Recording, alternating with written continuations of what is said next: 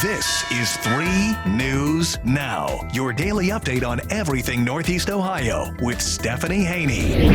Hello everyone, welcome back to 3 News Now here on this Monday, August 22nd. I'm Stephanie Haney, happy to be back with you after a week away.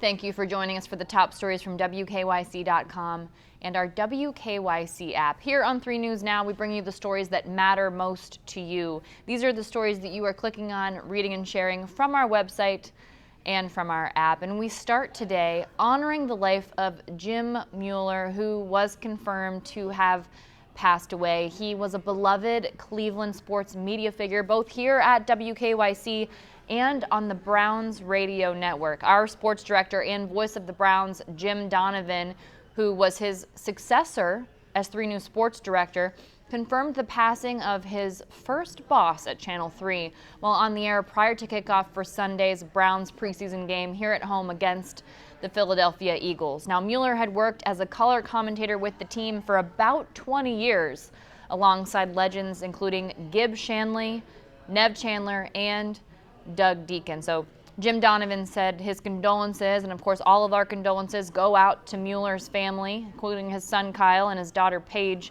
He called him a great guy and a guy that was in that stadium for a lot of time, for a lot of great games, and a lot of great moments. A little bit about Mueller's career. He played college football at the University of Florida before beginning his broadcasting career. He had stops in West Palm Beach, in Louisville, and Miami before coming to Cleveland. He was WJW Channel 8's sports guy, and then he made his way to the Browns radio booth. That was in 1975. He would stay there for the next 20 years. That was through the Cardiac Kids and the Bernie Kosar eras. And then here at WKYC, he was the lead sports anchor from 1983 to 1987. Again, our thoughts are with the Mueller family.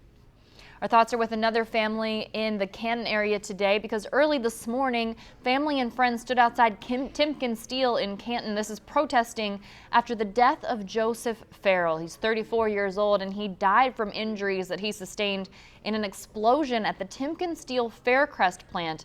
That explosion was on July 26th, so it took some time for him to succumb to those injuries. His mother-in-law, Wendy, was there, saying she was torn apart, and she was standing next to a photo of him with his family, a photo that was his last family vacation. She talked about how her 8-year-old grandson is asking her now who will go to work and who will take care of him. Wendy is now saying that the CEO should answer that for her and for him. Officials from TimkenSteel shared the following statement with 3 News. They said the company received the sad news that our employee Joseph Ferrall passed away yesterday. Our deepest sympathies go to his family, friends, and co-workers. We are supporting our employees with counseling resources. Now, there is an investigation underway into the cause of the explosion that happened on July 26th. In the meantime, a GoFundMe was created to help the family after this unexpected loss. That GoFundMe has since raised more than $106,000. If you would feel inclined to contribute to that, we have the link to that on WKYC.com. And now we are about 2 months out from the police shooting and death of Jayland Walker. That happened in Akron, involving 8 Akron police officers. Today there was supposed to be a community press conference, but it has been postponed, and the date for a new press conference has not yet been announced. But at the press conference, we were expected to hear from community leaders, including the Akron NAACP, to talk about taking necessary steps for community oversight of the Akron Police Department. So the city of Akron had previously announced plans to create a civilian review board for the Akron Police Department. That was back on July 18th. Akron City Council President Margot Somerville said that it's something that the community has been talking about for quite some time, and it's believed that it's the best path forward for the community. Here's a direct quote from Somerville. The board will provide an independent community voice to the mayor, city council, and also the chief of police in reviewing citizen complaints of the Akron police officers, analyzing public safety patterns and trends related to those complaints, and regularly engaging with the community. So that's obviously Somerville's interpretation of what this civilian review board would look like and what it would do. Now, as for Jayland Walker's death, it's currently being investigated by the Ohio Bureau of Criminal Investigation. As a reminder, he was shot and killed on June 27th. That's when 8 Akron police officers opened fire. This was following an overnight chase. Police say that Walker had fired a shot at one point during a vehicle chase, but was unarmed at the time that officers opened fire as he got out of his vehicle, and officers followed him after he got out of the vehicle. A gun was later found in Walker's vehicle, according to police, and the coroner's office did determine the cause of death was homicide, but that's a medical determination. That's not a criminal determination. It means he was killed by someone other than himself. Now, today, Attorney General for Ohio Dave Yost has announced a total of 98 law enforcement agencies across Ohio joined forces for a weekend human trafficking investigation, and it resulted in the arrest of 35 people who were allegedly seeking to buy sex and 21 people who were seeking to allegedly buy sex from minors specifically. That's according to Yost. Here's a statement from Yost today. On my watch, those who keep human traffickers in business are going to pay a price along with the traffickers themselves.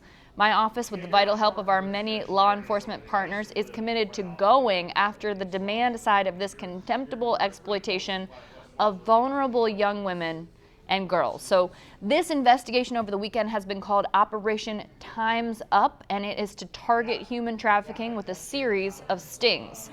Yost's office went on to say the sweep coincided with the culmination of investigation of illicit massage parlors in Cleveland and a statewide search for missing children by the U.S. Marshals Service.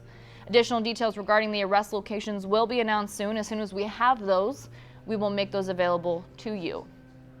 Now, there was some serious weather happening yesterday, massive flooding in some places, and Lorain County had many flash flood warnings and advisories on Sunday as the severe weather made its way through northeast Ohio. Elyria specifically saw some of the worst of the severe weather with damaging floods all throughout the city. So our 3 News' Lydia Esparra was in Elyria today and talked to at least one homeowner, Debbie Boyd. Particularly, her basement saw 8 inches of water stacking up because of that flooding. Elyria Mayor Frank Whitfield also talked with 3 News and said that the old systems in place had a hard time handling the high amount of water in a short amount of time. So people are wondering, what do we do about this? Here's what the city of Elyria told 3 News. In the coming days, the city of Elyria will be taking residents' questions and hosting a wastewater department roundtable to help residents understand why they experienced flooding with this extreme weather event and what can be done to help mitigate future events. That roundtable location and that time will be announced shortly, so when we have that information, we'll make sure we make that available to those people in Elyria who are understandably concerned about why they experienced the flooding and what they can do to stop it from happening next time. Now, the weather situations were not just on the ground with water accumulating. We are getting a closer look at some of the weather conditions around the area from Sunday, and video captured the moment that a funnel cloud was spotted in Hartwardsfield Township in Ashtabula County, and we have that video on WKYC.com. Now, that area was under a tornado warning with Lake County at one point on Sunday evening. Now, the video does show the funnel cloud, but there were no reports of any tornadoes that actually touched down in the area. But it's definitely an interesting video to see. You can see over a pool and beyond a field, there's that funnel cloud, and it is pretty incredible what nature is capable of. Thankfully, that funnel cloud didn't touch down. Nobody was hurt. Obviously, you want to make sure you're staying safe in those situations when you are documenting those kinds of weather conditions. Now, it is nearing the end of August, and we are nearing the final days of summer, which I personally am sad to say, although I do really appreciate fall. And with fall comes Halloween. And with that becomes the spooky season. But people are getting a little bit of an early start today in Medina. We're getting a visit from Ari Lehman. That's the actor who was the first person to portray Jason Voorhees in the Friday the 13th series. So there's a meet and greet today. It's happening Monday, August 22nd, with Operation Fandom. It's going to be at 10 Public Square in Medina, and that's from 5 to 7 p.m. So you can get autographs and take photographs with Lehman for a combination price of $40. So bring your money. I'm not sure exactly how they're handling the payment there, perhaps Venmo or Cash App or Apple Pay or whatever it is that you use. I'm sure the good old-fashioned cash will work just fine as well. Lehman was the child actor under the makeup during that jump scare finale at Camp Crystal Lake. His character pulls Alice into the water at the end of the original Friday the 13th. This was back in 1980. And he is part of the heavy metal band, which is appropriately called First Jason. The Jason Voorhees character, who is best known for the hockey mask, you know, the one that wears the hockey mask. Yeah, you can't really get the image out of your mind once you've seen it. He went on to become the focus of multiple sequels within the Friday the 13th franchise. The first one to portray Jason Voorhees, Ari Lehman, that'll be in Medina today if you're interested in that. Now, if the weather kept you from seeing the Cleveland Orchestra at Blossom Music Center on Saturday, you can get a refund for that. The orchestra had to delay its Harry Potter and the Chamber of Secrets show on Saturday night. That was because of the weather in the area. The concert did happen after a delay for people who were able to get to safety into the pavilion prior to the severe weather that started at 6 p.m. And ticket holders who hadn't entered the pavilion prior to 6:30 p.m. were denied entry. Some people were also told erroneously that the show was canceled, and Blossom did apologize for the poor communication on its website. Some people were told by the Summit County Sheriff that the concert was canceled, and they said that was their mistake in communicating to the Summit County Sheriff. So, to the people who missed that show that had those tickets, you are able to get either a refund or a request for a ticket exchange. So here's what you need to do that.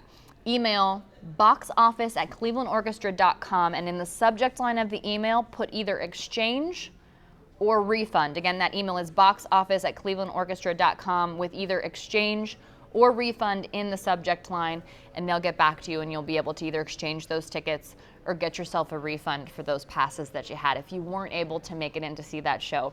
I know a lot of people really love the Cleveland Orchestra. It's something very beautiful. I've been to it before, and it only happens for a limited time, so really a bummer for those people that missed out on that show. But not a lot you can do when the weather gets tricky like that. There was that miscommunication. But again, email boxoffice@clevelandorchestra.com with either exchange or refund in the subject line.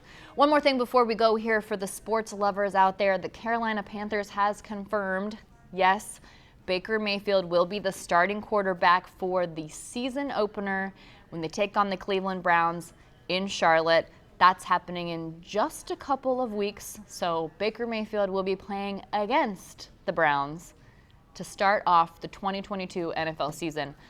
I will be there. We're going. I'm very much looking forward to seeing how that shakes out. All right, that's it for your 3 News Now update today for Monday, August 22nd. Everyone have a wonderful Monday, and I will see you back here tomorrow with more 3 News Now. Thanks for listening to 3 News Now with Stephanie Haney from WKYC Studios. Subscribe now so you never miss an update, and find more on everything you heard here on WKYC.com and in the WKYC app.